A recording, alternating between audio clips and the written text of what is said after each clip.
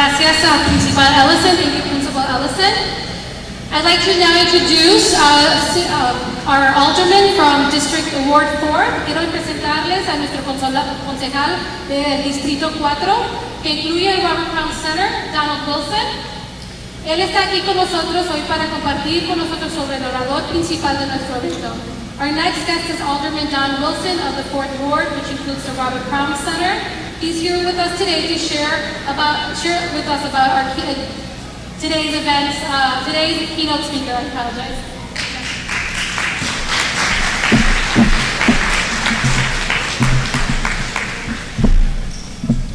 Good afternoon and thank you. Today I have a unique privilege because I'm going to be introducing someone who's not only a community leader, but he's a friend. Henry Godinez is an associate theater professor at Northwestern. Buenas tardes. El día de hoy voy a presentar a un activista y también es un profesor. He was born in Havana, Cuba. Él nació en Habana, Cuba. He's a leader in the Chicago Latino Theater. Es un líder y es y está encargado del teatro latino. He is a resident artistic associate at the Goodman Theater. Es asociado del Teatro Goodman. He is a co-founder of the Teatro Vista and served as its artistic director. Es fundador del Teatro Vista. And there's a long list of things that Henry's done that I have, but I'm not going to read them all. Y es una larga lista de cosas que ha hecho para nuestra comunidad. It's a very impressive list, but the list doesn't tell you who Henry Godinez is. Es una lista impresionante, pero no dice exactamente quién es él. Henry's the kind of person who will ask about you before he tells you about himself.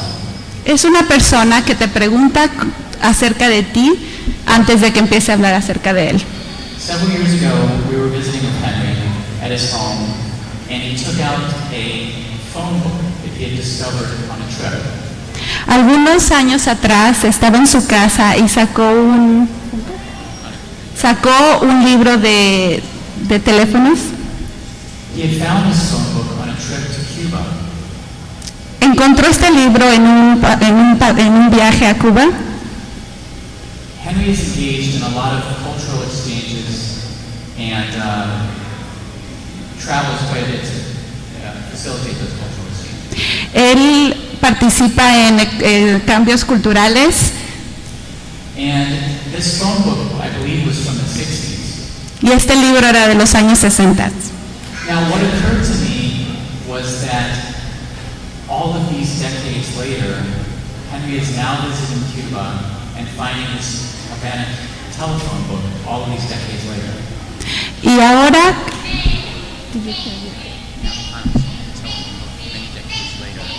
y después de muchos años, él sigue todavía teniendo ese libro después de muchas décadas. In the book, there was a listing of Henry's family, and it designated Henry as a young child, as a baby. En el libro estaba la familia de Henry y también el nombre de Henry como niño. And I found it sad that it took so long for him to have an opportunity to go back and make this discovery. Y se le hizo un poco triste que después de muchos años él regresó y encontró ahí su nombre. In our world now, there are so many people that want to build walls. En nuestro mundo hay mucha gente que quiere construir paredes. And Henry is the kind of person who has devoted so much of his life to building bridges instead of walls. Y Henry es una persona que ha dedicado muchos años de su vida para construir puentes y no paredes. So please join me in welcoming Henry Godinez as today's keynote speaker. Por favor, demos la bienvenida a Henry Godinez.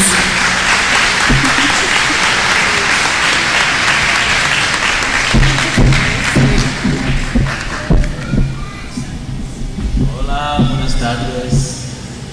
Voy a hablar un poquito en español primero porque les digo que me disculpen porque escribí un speech bastante largo y lo escribí en inglés, así que lo voy a leer en inglés, pero quiero hablar un poco primero del tema más o menos de este papel, ¿no?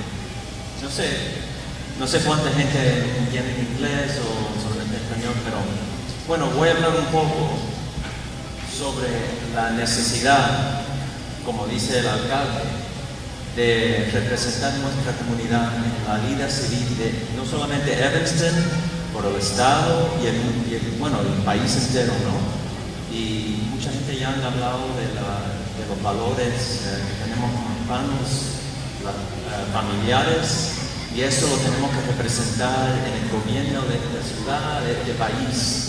Así que, por favor, hagan lo que les dijo el alcalde, escríbenla y digan que quieren estar en un commission, un board o lo que sea, pero se los tenemos que meter y tenemos que representar. Así que muchas gracias por teniéndome aquí hoy y voy a leer un poco en inglés, espero que me puedan entender. Voy a intentar traducir. Perfecto, bueno, buena suerte. Yeah, Voy a leer. Ok. Bueno, speak in English now. It is an honor, es un honor para mí poder estar aquí hoy para empezar este mes de la humanidad aquí en Evanston y en el país. It's an honor for me to be asked to be here and speak to kick off Hispanic Heritage Month. And I want to say that I find it auspicious that after so many dry weeks, that the one day that we kick off Hispanic Heritage Month, we have a soothing rain that will replenish the land. I find that kind of an interesting symbol. Es muy interesante después de tantos días tan bonito con sol que el día que vamos a comenzar a celebrar el mes de Herencia Hispana haya mucha lluvia. Y es bueno, ¿no? Porque lo necesitamos. Okay. Listen, the first time I ever gave a speech, I was in 5th grade. My new elementary school was having a speech competition and my mother thought it would be a great way for me to get involved. She thought I should address.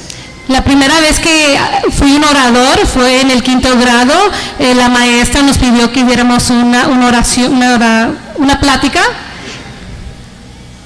So my mother thought I should address the civil unrest in the United States at that time. It was 1969, and with my mother's guidance, I wrote a speech denouncing the sit-ins and anti-war protests that were taking place all over the country at that time. Mi mamá me sugirió que platicara acerca de las dificultades civiles que estábamos pasando en este país en el 1967. Más o menos. Since we had come to the U.S. from Cuba in 1961 after the revolution, my mom had become the most patriotic person you could ever imagine, and she saw civil disobedience as contrary to what she considered an obligation to serve this nation.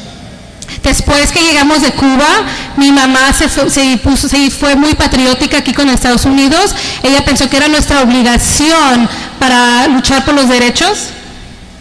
As a 5th grader, I hadn't had the opportunity yet to develop my own political views, and while I ultimately came to have pretty much exact opposite political views from those of my mother, what never changed was the profound sense of patriotism that she instilled so deeply in all of us. Al 5º año yo todavía no tenía una ideología política, obviamente estando en el 5º grado, pero ahora que como adulto no necesariamente tiene los mismos valores políticos de su mamá, pero aún sí ella le inculcó mucho lo que es tener el patriotismo. She never quite understood how it was precisely that sense of patriotism that drove me as an adult to defend civil disobedience as a manifestation of our right to free speech. Ella no entendió necesariamente cómo yo, en lo que el patriotismo tenía, cómo yo respetaba lo que es la desobediencia civil para el derecho de hablar. Even though now in hindsight I may cringe at the thought of the things I must have said in that speech, I greatly appreciate my mother's motives. Aunque no necesariamente recuerdo lo que dije en el 5º grado, agradezco mucho los motivos de mi mamá.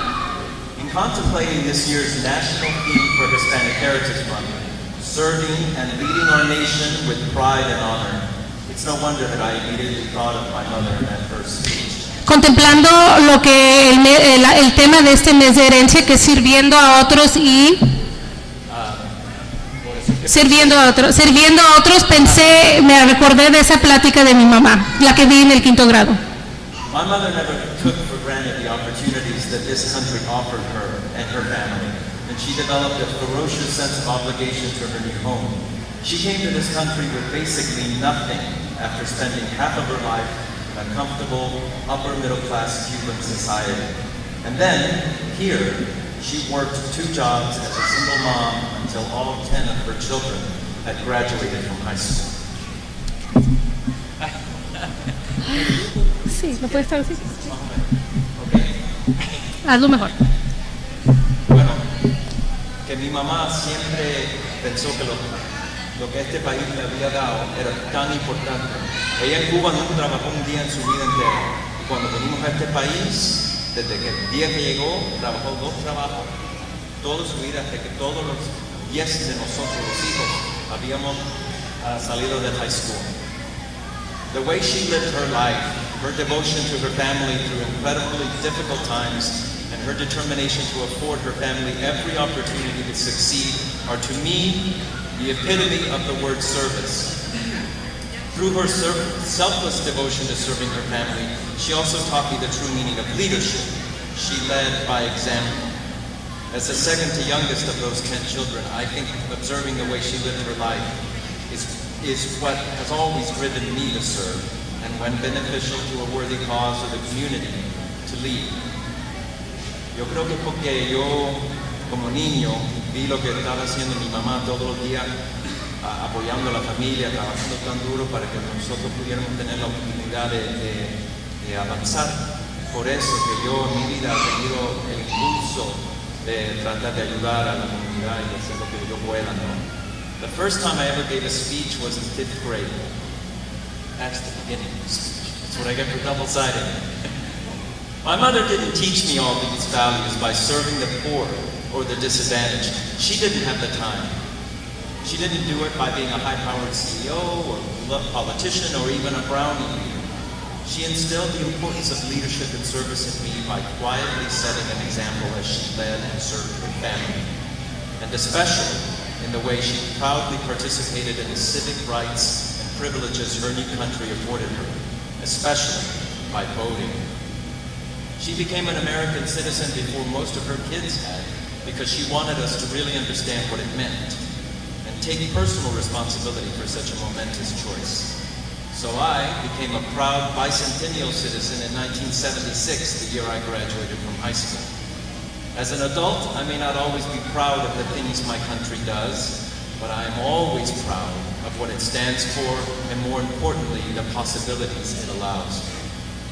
As we always said growing up, and as my friends in Cuba will tell you today, at least here, if we don't like what the government is doing, we can boldly stand in public and say so, without fear of being disappeared or imprisoned. No sé si me entienden, pero quiere que lo traduzca. ¿Me entienden? Ok, bueno, porque si no, vamos a estar aquí el día entero, ok? Pero si quieren, háblame después y lo traduzco, ok? Ok, we're in English now.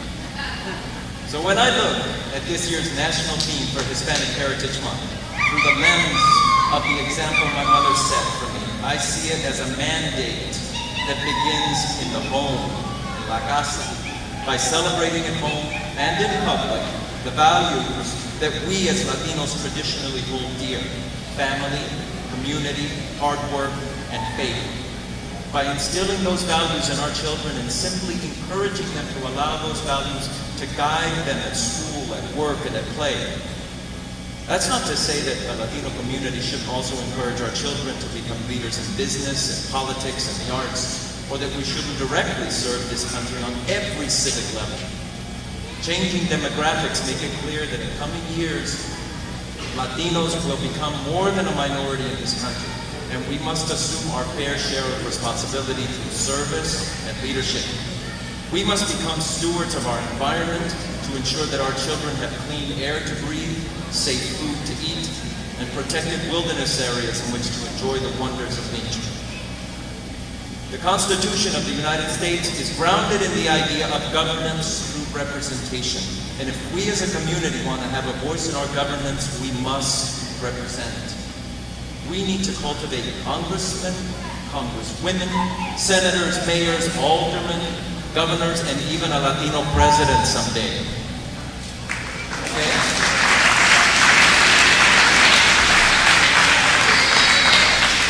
But to do so, we must let our voices be heard. In his book, Latino Talent, Professor Robert Rodriguez states that though we as Latinos in the U.S. come from many different countries, all of these flags around me, and from many different traditions, one of our many shared traits is that we often tend to be soft-spoken. Professor Rodriguez considers this particular quality a manifestation of what he calls our cultural script, specifically attributing it to our shared values of what he calls simpatía or respeto, sympathy and respect. He astutely observes how it is often misunderstood by non-Latinos and should not be construed to indicate that a Latino is passive, lacks conviction, or does not have a defendable point of view. What Rodriguez notes is our tendency to avoid conflicts, criticism, and negative situations non-Latinos often see as a tendency to be passive and subservient. Like so many things in life, it's all a matter of perspective. Just because we don't yell doesn't mean we don't have conviction about what we think and feel. In fact, the humility and mutual respect that may well be at the root of our perceived passivity and subservience could be enormously valuable in a world grown callous and indifferent with self-absorption and greed. Nonetheless, making sure that our humble voices are heard is crucial to the effective participation and contribution in our society. I do not believe that we can afford to even be perceived as quiet, passive, or mild-mannered in today's America, not if we want to share in the advancement of our fields, our community, and our nation. One of the greatest social justice figures in the history of the United States was a humble, soft-spoken farm worker named Cesar Chavez. He said, "We cannot seek achievement for ourselves and forget about progress and prosperity for our community." That's lo que dijo Chavez. Our ambitions must be broad enough to include the aspirations and needs of others for their sake and for our own. Even though he was soft-spoken and employed only non-violent means to defend the rights of the most humble, Cesar Chavez understood the need for leadership and service, and that soft-spoken migrant worker changed the course of the labor movement in this country forever.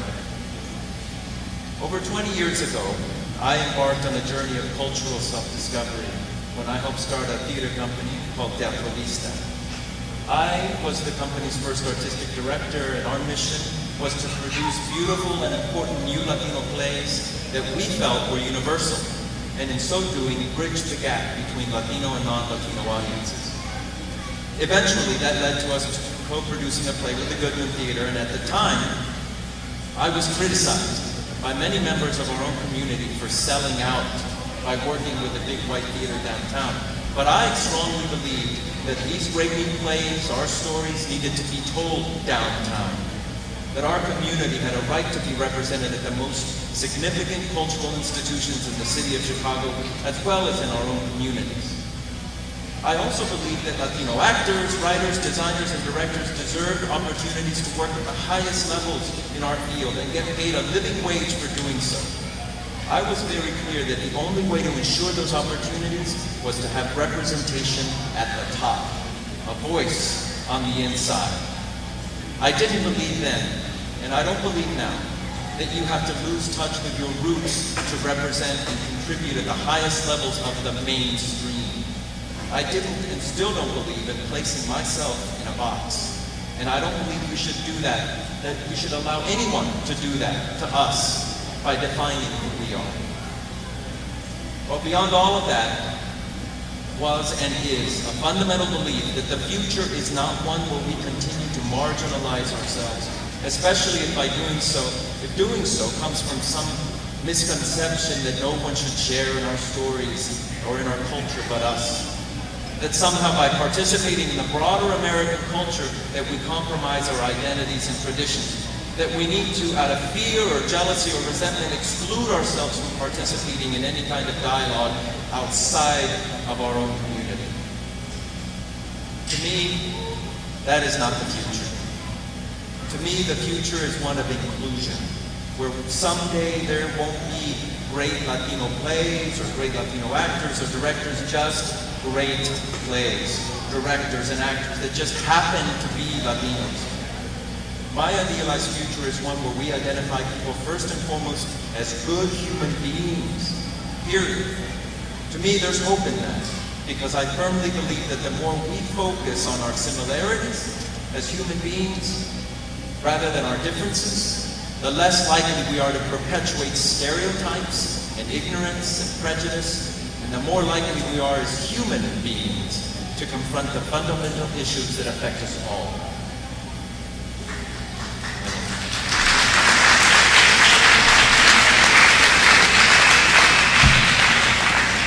In the year 2000, I directed a play at the Goodwin called Zoot Suit, and had the great privilege of working with its playwright, a man named Luis Valdez, who began his career in the theater by working with Cesar Chavez, staging short plays in the fields of California from the back of pickup trucks to inform migrant workers about their rights.